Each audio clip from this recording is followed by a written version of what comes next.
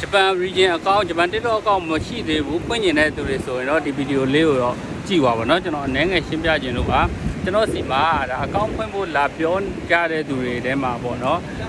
အများကြီးတွေ့ရတယ်ဘယ်လိုမျိုးတွေလဲဆိုတော့ကလေးတစ်ဖက်နဲ့เนาะအလုပ်အဆင်မပြေလို့တော့မိဘကိုလုံကျွေးတရားလို့အများကြီးပေါ့ဗျာစသဖြင့်ဒါပေမဲ့ကျွန်တော်အဲ့ဒီသူတွေကိုကျွန်တော်ကြိုပြောချင်တာပေါ့เนาะကျွန်တော်ဒီ Japan region account ကအကောင့်ရသွားတာနဲ့ကျွန်တော်ပတ်စံတွေဝင်လာတာမဟုတ်ကျွန်တော်ဒီဥစ္စာကိုခဏခဏလေးကျွန်တော်ရှင်းပြဘူးတယ်ပေါ့နော်ပြောပြဘူးတယ်ကျွန်တော်အကောင့်ရသွားတယ်ကျွန်တော်တို့စီပတ်စံတွေဝင်လာတာမဟုတ်ဘူးအဲ့တော့ကျွန်တော်စီမှာအကောင့်ဒီလိုဖွင့်ခိုင်းတယ်အခက်ခဲဖြစ်နေလို့ဆိုရင်မန့်တွေအများကြီးတွေ့ရတယ်ပေါ့နော်ကျွန်တော်ရဲ့ချက်ပေါက်မှာဆိုလဲတနေ့သူတို့အရန်ခက်ခဲနေတယ်ဒုက္ခရောက်နေတယ်အဲ့လိုမျိုးတွေအများကြီးကျွန်တော်တွေ့ရတယ်ဒါပေမဲ့ကျွန်တော်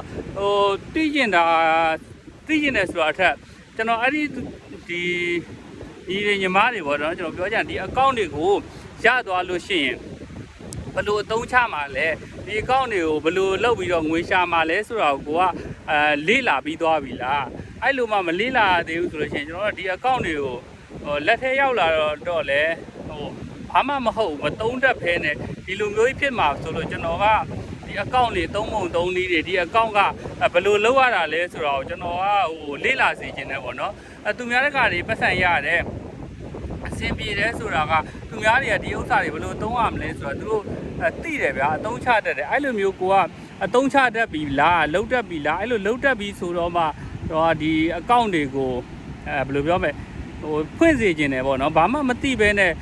ကျွန်တော်ဆိုအများကြီးကြုံရတယ်အများကြီးကြုံရဆိုအဲ့လို account ဖွင့်ဖို့အတွက်ကျွန်တော်စီမှာ account ဝယ်သွားတဲ့သူတွေကျွန်တော်ဒါဘယ်သူမှမပြောတဲ့စကားတစ်ခုကျွန်တော်ပြောမှာနော်ကျွန်တော်စီမှာဒီ account တွေပေါ့နော်